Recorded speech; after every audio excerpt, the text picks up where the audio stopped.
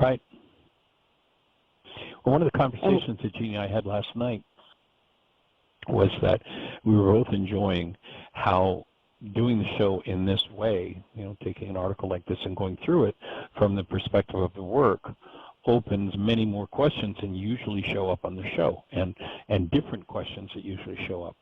And of course, you've heard me say many, many times over the years that the most important part of the show is the questions, because when the presence of the right frequency of question is there, then the answer has to spontaneously come if we're not stuck in carbon-based memory.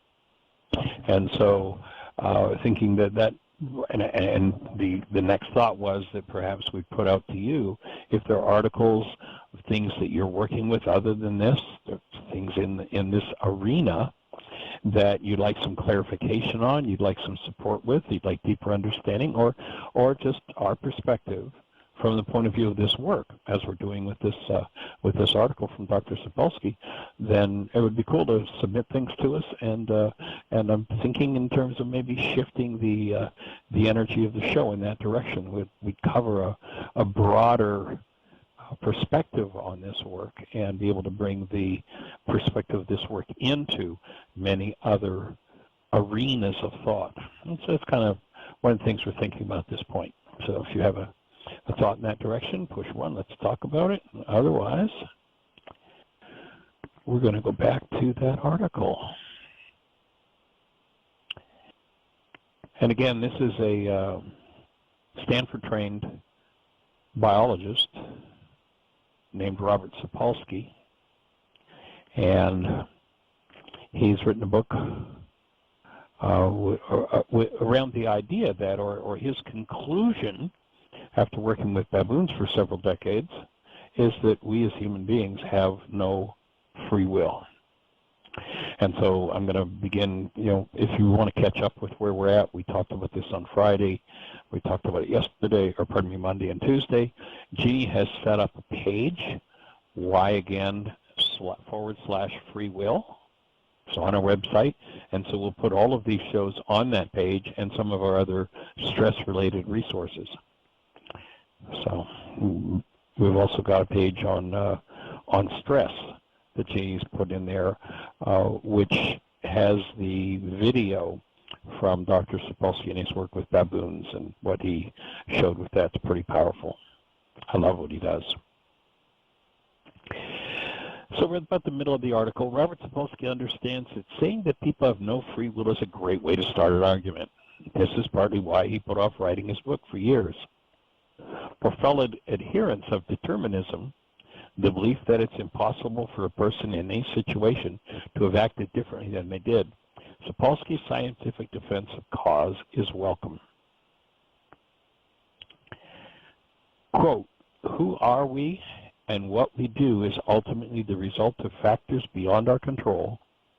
And because of this is his thesis, we are never morally responsible for our actions in the sense that would make us truly deserving of praise or blame, punishment and reward." Pardon me, that's my error. That I was thinking that was Sapolsky's quote, but this is an author who agrees with him, a philosopher named Greg Caruso. And he read early drafts of his book, and he goes on to say, "I'm in agreement with Sapolsky that life without belief in free will is not only possible but preferable." And then it's interesting, they give a little bit of the history of this gentleman who just made that statement, Caruso. He's the co-director of the Justice Without Retribution Network. Now, remember, one of the objectives of this work is to support people recognizing that, one, we live in a world of energy. Let's listen to Einstein. On such things as matter, we've been all wrong. What we have heretofore called matter is energy. Energy whose vibrations have been so lowered as to be perceptible to the senses, there is no matter. So we're not in a material world. We're in an energetic world. And living in an energetic world, whatever energetic patterns we focus on, we tend to strengthen and create out of. And you've heard me say it oftentimes, that probably one of the greatest atrocities done to us as human beings down through the ages is that we've had hidden from us the fact that we are by nature creators. As long as we're in the state that Sapolsky is describing here, we are unconscious creators. He's right. All of those influences, all those dynamics end up becoming what we create our lives out of. But when we choose to become conscious, and we choose to remove inclinations from the carbon-based memory, from this body-mind unit, then we're freed of the influences that he's talking about that are theoretically running us. My offering is, for most people, it's true. They're just automatons functioning out of whatever energetic dynamics happening to be pushing them around. And they have little or no ability to actually choose between energetic patterns. Whichever is strongest tends to rule the roost. That's why with the forgiveness process, you'll confront and deal with certain issues over and over and over and over again, because each time you do confront one of those issues and you apply forgiveness, you'll weaken its energetic influence a little bit, a little bit, a little bit, and a little bit until you're freed of it. And that's where choice lies. When one of these energetic patterns comes up that runs me, if I fall into it and just play it out, I'm doing exactly what Sapolsky says. There's no free will in that. But if it comes up, I don't have a choice about whether it comes up. That's true. But where my free will lies is when it comes up, I have the ability, if I have the tools and the awareness, to change it. Now, it might take many, many worksheets to go through any one particular emotional trauma in my genetic history. Sometimes you end up forgiving 10 times a minute when energy starts to move and the healing crisis is on. And one of the things that we'll point out in moving in the direction of realizing and living your life as a creator is that you've got to be able to watch what energies you engage in.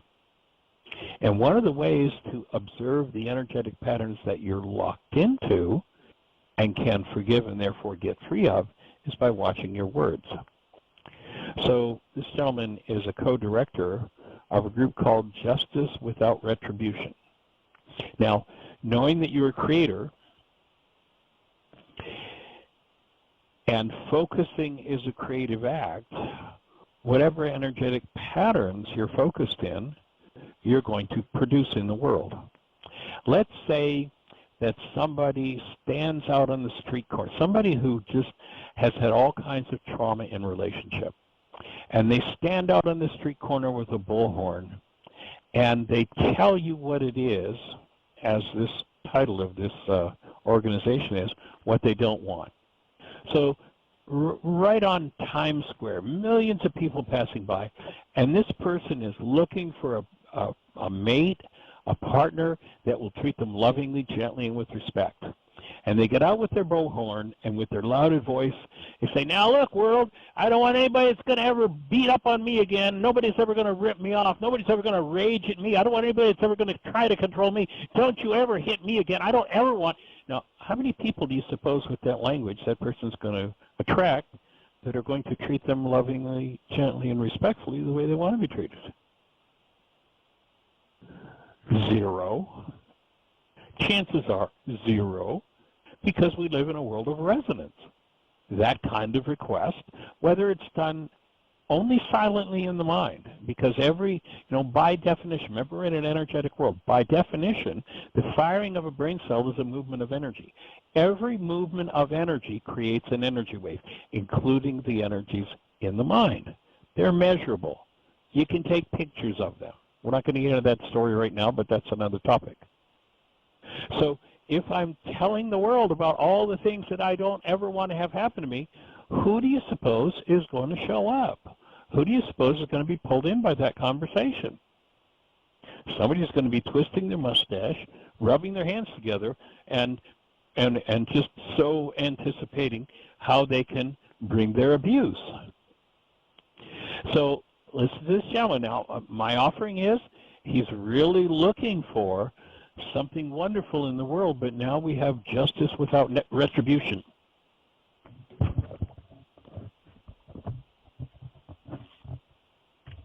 Excuse me, my phone just dropped out. So, first of all, my offering is most people, when they talk about justice, really are not talking about justice at all. They're really talking about getting even. You know, we hear yes, that family wants justice. What do they want? I want that person to pay and go to jail and be punished for what they did. So we're not looking for justice in that sense. What we're looking for is a world of love, gentleness, and respect between people. And then, so first vibration that goes out with the focal point, justice, I'd offer, will tend to create or attract or resonate that mindset of injustice, and then without retribution. Now, if I say don't think about the color of your car, what fires in your brain cells? The color of your car. Nothing else fires. That's what fires. And people say, well, I'm not thinking about the color of my car. So, well, in order to think about it, notice, or not think about it, notice you had to think about it. It's resonance. The mind simply resonates. And whatever is in regulatory speech, in this case in particular retribution, this is a mind that's working against itself.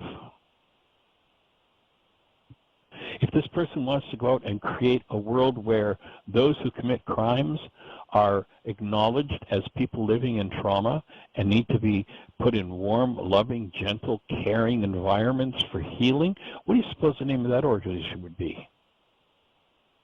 Might it be something like Healing and Care in the Presence of Love for those who've fallen away from human behavior? Now we've got language that's going to take us to human behavior, healing, and caring. So what are the inclinations in the mind? And oftentimes what happens is, out of the inclinations in the mind of what we want to create, because we haven't resolved in ourselves the issues around that, we end up with things like justice without retribution. So he goes on to say, so he's the director of this organization, and he says these energetic influences, pardon me, the offering is that these energetic influences from carbon-based memory that have us working against ourselves advocates, in this case, an approach to criminal activity that prioritizes future harm rather than assigning blame or antisocial behavior, or pardon me, for violent or antisocial behavior. So, great idea. Let's stop assigning blame, but if the focus is blame, what do you suppose is going to be the underlying dynamic of the creative process?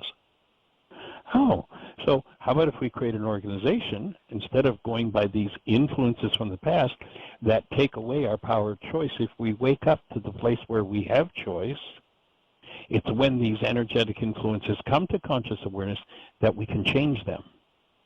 We don't have a choice about what's in there. It's there. We don't have a choice about what fires unless we're conscious and we initiate something firing purposely, consciously. And so, and this gentleman is looking at prioritizing preventing future harm. What's the focus as a creator but creating future harm? Rather than assigning blame, what's the focus? Creating more blame. So what do we want to do? We want to gently and with respect bring people who are living in guilt and fear and blame into a space where they understand that blame, self-blame, or attracting blame from others can be healed. And do we want to prevent future harm, or do we want to create a future where active present love is the governing energy in everyone's life? Like human life is prevalent in all of the world. And each person, of course, with their free will, choosing to do with their human lives whatever it is that it is their purpose to do. So then this gentleman goes on to tell about his organization. So focusing on the causes of antisocial behavior, violent and antisocial behavior. This is what this organization does. They missed the note from Yeshua 2,000 years ago when he said, let thine eye be single and thy body will be filled with light. Now, you think about that thought from our standard meaning of words, and you go, what the heck does that mean? Your eye's single? I've only got one eye, and my body's filled with light? What? Let's go to the Aramaic on that one. What Yeshua is doing there is he's telling us how creation works. And I there is perception, the constructs of your mind. Let those constructs be focused in one frequency, and then your body will be filled with light. If you talk to the physicists today, they'll tell you that matter is light energy solidified. So what he's saying there is what you focus on, you literally bring about in form. If you focus on the causes of violent and antisocial behavior, what have you intensified in the world? Forget about focusing on the causes of violent and antisocial behavior. Start to work into what's the healing of violent and antisocial behavior. Forget the study of disease. You know, very early in my career, when I decided to head in the direction of naturopathic medicine, and I looked at, pharmaceutical medicine, and the whole focus was on disease, and the study is disease. In fact, there's a thing they call the second-year syndrome that they've recognized across the board, whether it's schools of psychology or schools of medicine, is that when you're studying what is aberrant, you end up suffering from the symptoms of what you're studying. So by the second year of studying, that second-year syndrome says whatever you've been studying, the diseases tend to become manifest in your life, tend to become expressed in your form. Why? Because we're creators, and the world is energy, and the form tends to move in the energy that one is directed in. Oh, let thine eye be single. So what you'll find is a study of health and healing, the cause of health, is far more profitable than the study of disease. And so rather than the causes of violent and antisocial behavior, let's look for the tools with which to heal the minds of those who are stuck in violent or antisocial behavior. And then to get rid of this idea of punishment. We live on the punishment planet. Virtually everybody thinks, you hear about the person, let's say, who's abused a child. What do most people want to do to the child abuser? Abuse them. Well, when you realize you live in an energetic world, if the influence of abuse comes in and you are abhorred by it, it is an absolutely abhorrent thing to you, and you want to abuse, why is it you abhor that energy? Because it's in you. It's your opportunity to heal that energy in you and free yourself from it. So, and then he completes with powerful statement, allow us to adopt more humane and effective practices and policies. Now, the whole objective of this work, that piece of his descriptor, this gentleman that Caruso, who's a determinist, and read Sapolsky's book in advance for him, I'm in full agreement with that final piece. It's like, let's move into functioning as human beings. That's the work we're doing here.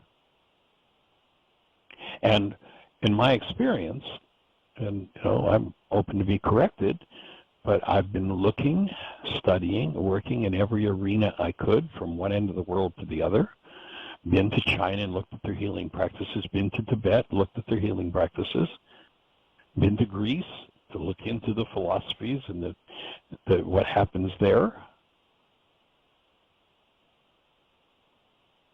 Been all over the world. And my offering is, there's only one consistent, persistent way to change these influences that Sapolsky's talking about so that you actually capture or bring to life your ability to have choice and therefore free will. So there are all of these influences that each time they're enforced, each time they're focused on, become strengthened. If you bring forgiveness into the situation, then when one of these untoward energies surfaces in the mind, because you understand that it is a goal that's driving it to move in you, and you collapse that goal in the presence of love, then the ability to embrace that untoward influence, that inclination in active present love, each time you do it, weakens the impetus of that energy within you until it's gone. There's just no inclination toward it. It's just gone. We see that, right down to what happens in physiology. We see that with alcoholics. Over the years, I've had many, many people who are addicted to alcohol do this work. And it doesn't even have to be a desire to quit drinking. What I've noticed is people who do this work just spontaneously move away from things like alcohol. And my offering is because most people are, quote-unquote, driven to drink. And I don't care if it's even just a casual drink that you say, oh, I just enjoy it. This is a central nervous system suppressor. It is a disease in a bottle. No questions about it. It is a central nervous system suppressor, shuts down the central nervous system, and has all kinds of untoward effects that are just horrendous, even at minimal amounts of use. Of course, the profession that is making money off of that has quote-unquote research that says, 2 or 3 drinks a day is good for you. Yeah, well, it's good for the bottom line of the alcohol companies, but I'll put forward the question. If you want your components of vitamin C that is in your red wine, go get yourself some resveratrol. Forget the red wine because the alcohol is not worth it. So what I've noticed is that as people forgive, they drop away the addictive habits and they turn toward things that are vitalizing. And my offering is the reason for that is because when someone is quote-unquote driven to drink, they're driven to drink. They want their central nervous system suppressed, shut down, because there's something in them that they don't want to feel and they don't want to deal with. There's some form of pain. When they use forgiveness to resolve that pain, then there's nothing they want to hide from themselves anymore. They want a fully functioning central nervous system and brain. And the influences, things like alcohol, just disappear.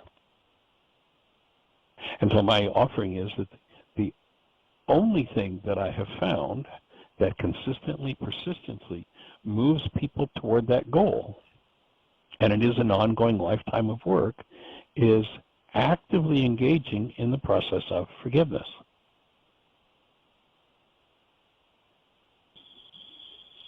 And so I'm going to take an intermission and take a breath here and just see if we've got anybody out there in the phone queue with a hand up, Jeanie. If any of this has aroused anything for you, thoughts, questions, answers, refinements, experiences to share, then please push 1. Let's have a conversation. If you're on one of those stations where we can't see you in our control panel, if you would just dial the call-in number for the show, which is 563-999-3581. We'll be able to see you on our control panel, and then if you push 1, it raises a hand, and Jeanie will introduce you by your area code. If you want to remain private, if I ask you who you are, you don't have to give me your accurate name. You're welcome to remain private. So, Ms. Jeanie, do we have anybody out there in the phone queue with a hand up or anything happening in the chat room? Nope, it is all quiet on this end. Okay, great. Well, then now we come to the critique phase in the article about Sapolsky. There's a gentleman named Peter C., T-S-E, I assume that's probably how you pronounce it, who's a neuroscientist. And he wrote a book in 2013 that quite contradicts Sapolsky because his book is The Neurobasis of Free Will. So C says Sapolsky is, quote, a wonderful explainer of complex phenomenon. However, a person can be both brilliant and utterly wrong. So he just puts it out there. This is an error. And then he goes on to explain, or the writer of the article goes on to explain what this Dartmouth professor has to say, a neuroscientist.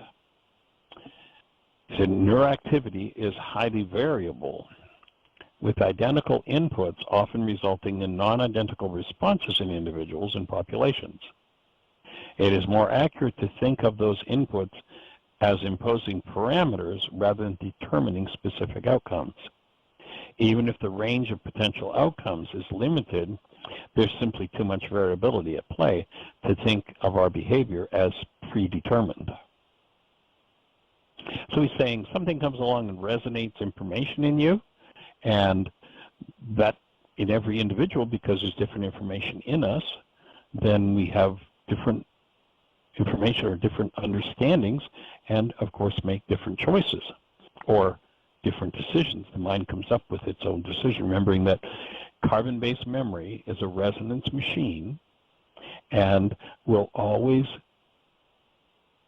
produce or present whatever resonates the strongest in it. Actually, it just occurs to me, I'd read yesterday, I think it was yesterday, I'm going to shift out of here for a minute, and let me look for an article. I mentioned the CIA and its research, and I have a big disagreement with one piece of the CIA because they're limited as well in how they're seeing this thing. If you remember, I read, this is a quote from the CIA, who were talking about how perception is a construct of the mind. People tend to think of perception as a passive process. We see, hear, smell, taste, and feel stimuli that impinge upon our senses. We think that if we are at all objective, we record what is actually there. Yet perception is demonstrably an active rather than passive process. It constructs, perception constructs rather than records reality.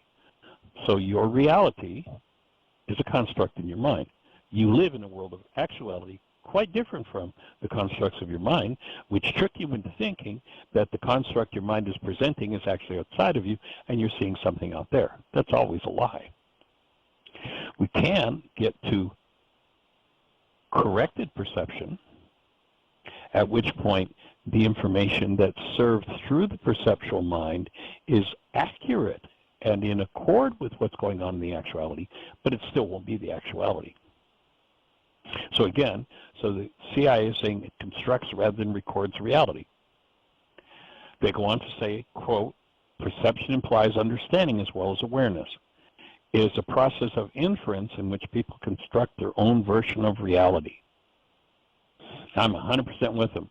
That whole statement is just right there. And then their whole thesis just falls apart. And whenever I've read this quote, and I've read it dozens of times, I've never gotten into that because it wasn't particularly relevant to the conversation. But here, what we're talking about really opens this last line of their quote up. And, it's always been there, but it's something that's never in the show been appropriate or I felt inclined to address this issue. But again, I'm going to read this whole last sentence. Perception implies understanding as well as awareness. It is a process of inference in which people construct their own version of reality on the basis of information, and then what they say is provided through the five senses. Now, they're kind of in a line there with Sapolsky. Okay? Stimulus, whatever the response is, there it is. And they're saying that this thing that they're calling reality, our own version of reality, is constructed on the basis of information provided through the five senses. That's totally and completely in error. No, it's not. The reality our mind constructs is a result of, yes, information coming in through the five senses, but what does that resonate in the individual? So the reality the mind constructs is not, as they're saying in the last sentence of this quote from them, is not constructed based on the five senses. It's based on what the information that comes in through the five senses resonates in the way of content in the mind, the inclinations that are there. So it's a small point, but a rather important point to really capture and understand.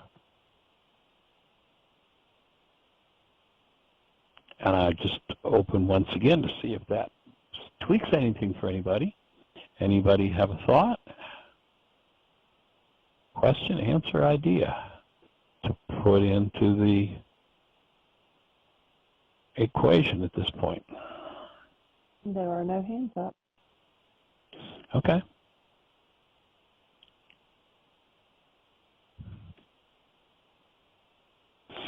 So the gentleman from Dartmouth, his book Behave, The Biology of Humans at Their Best and Worst. Excuse me, I jumped.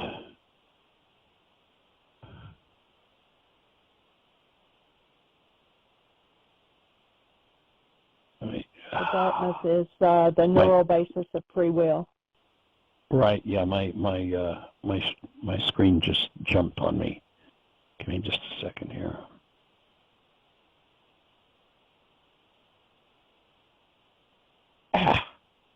Excuse me. It's going to take me a second here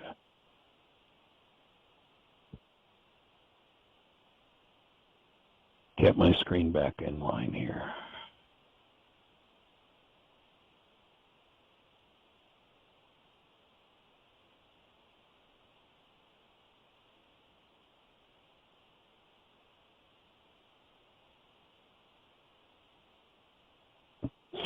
So this professor from Dartmouth, his book breaks down the neurochemical influences that contribute to human behaviors, analyzing the milliseconds to centuries preceding, saying that the pulling of a trigger or the suggestive touch of an arm is coming from these inclinations in the mind.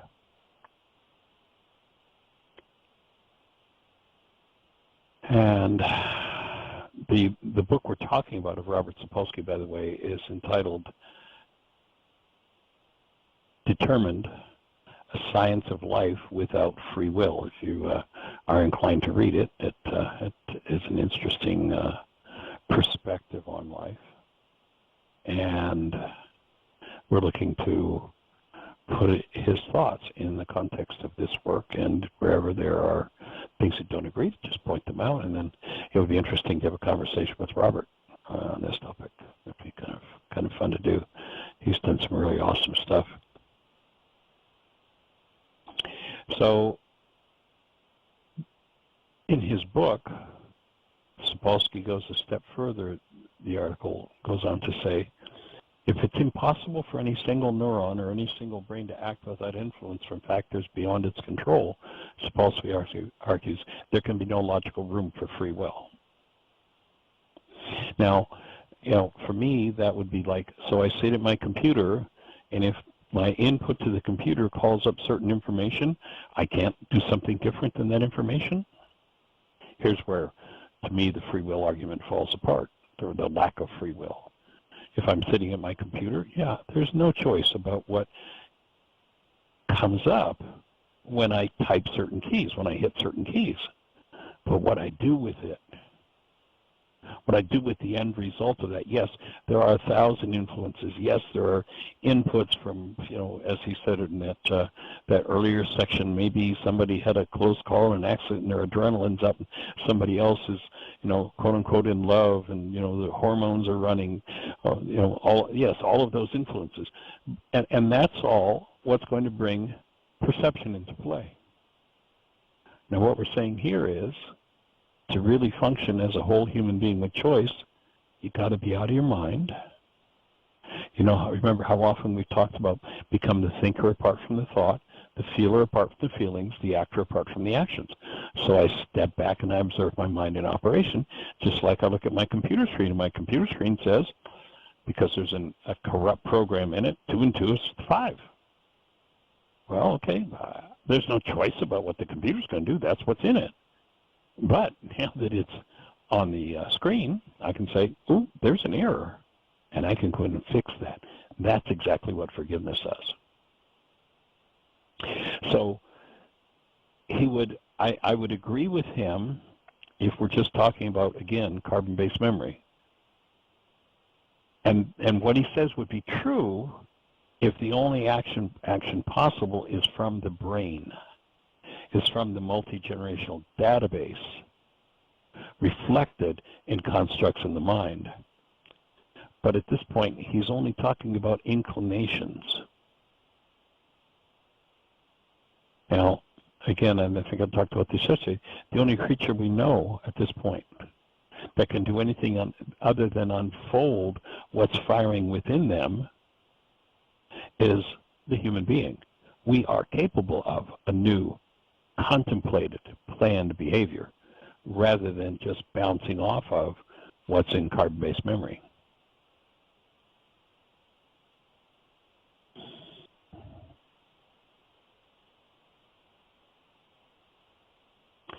So the author of the article goes on to say, a big question mark, but like with everything, we have no meaningful command over our choice of careers, romantic partners, weekend plans?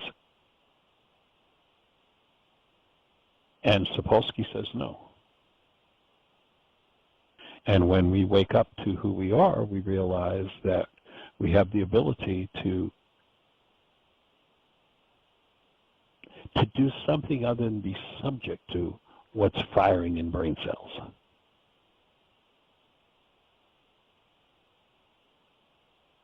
We do have the ability to originate, to put things into the system that we would think of as this body-mind unit, and then direct it in a different direction than what carbon-based memory would allow.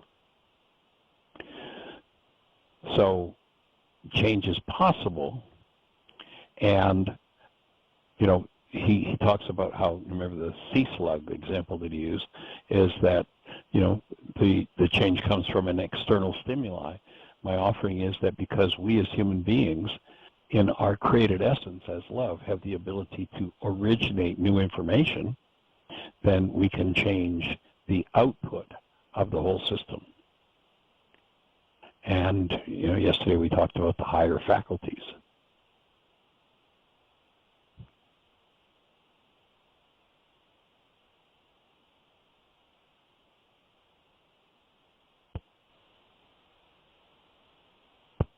Excuse me, somebody just dialed into my phone here, interrupted the flow.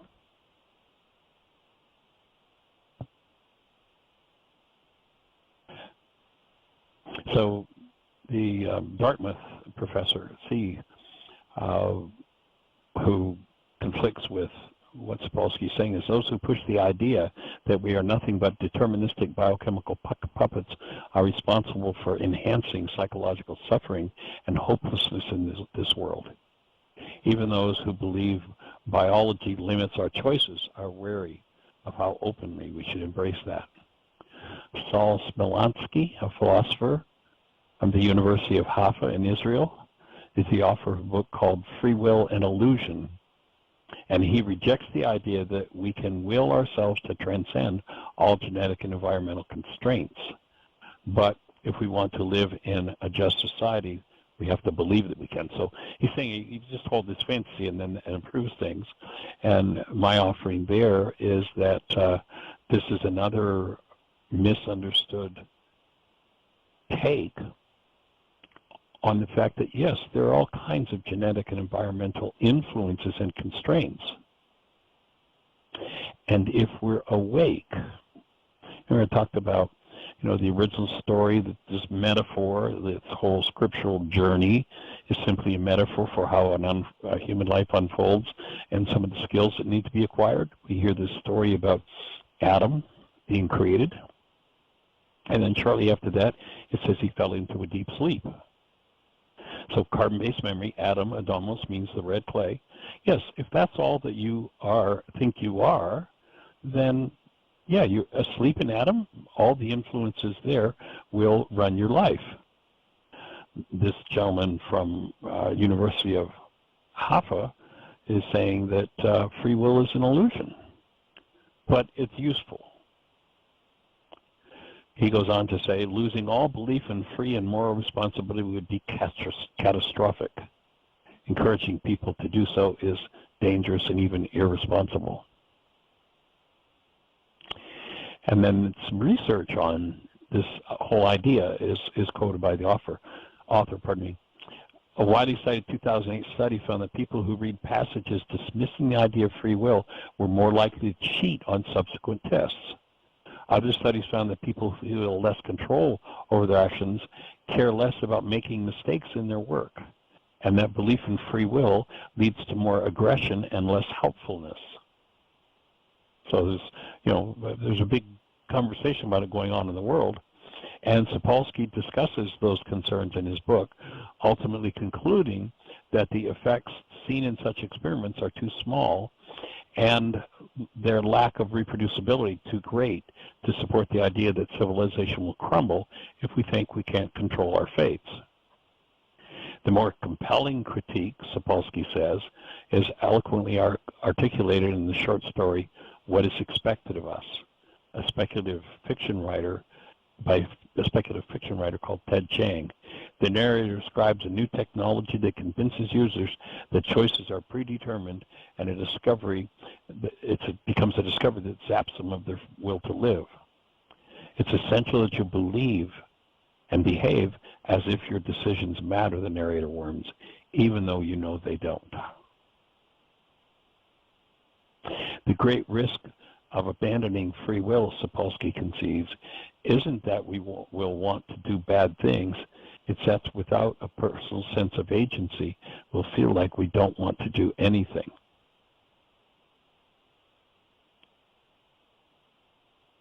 Goes on to say,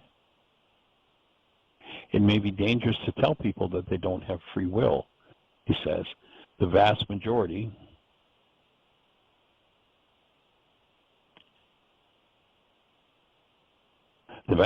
of the time, I really think it's a hell of a lot more humane to teach people that don't have free will.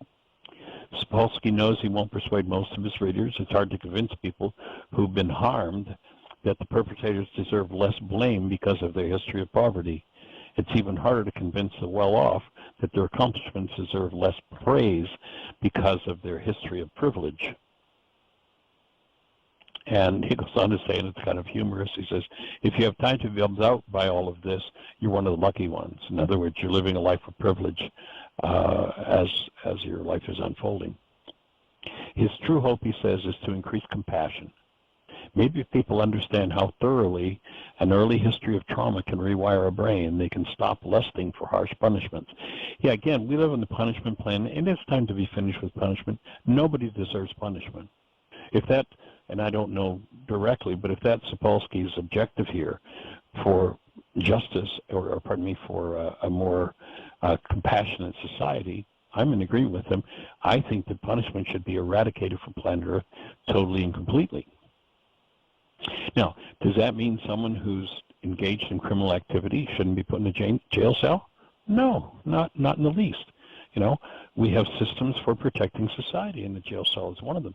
But it's just the way the society creates a job for the violent in many cases. Now, I've known some wonderful jail guards. I've been in a lot of jails over the years, a lot of prisons around the country teaching.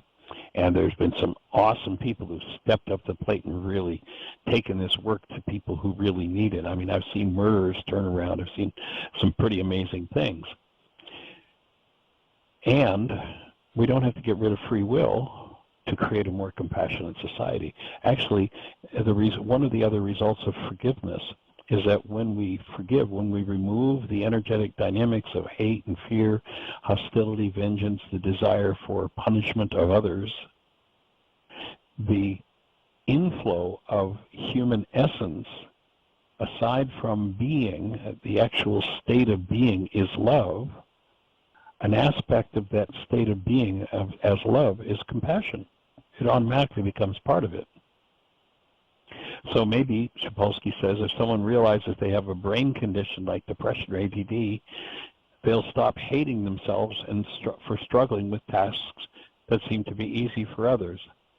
Just as previous generations thought Caesars were brought on by witchcraft, some of our current beliefs about personal responsibility may eventually be undone by scientific discovery. Now, my take is what Sapolsky is really saying is here is we need to get rid of this whole game of blame. We need to get out of the one world universal religion of finding somebody to blame for what's going on in us, take responsibility for the inclinations within ourselves toward any form of violence, and learn to forgive those things. He says we're machines, exceptional in our ability to perceive our own experiences and feel emotions about them. It's pointless to hate a machine for its failures. There's only one last thread they says they can't resolve.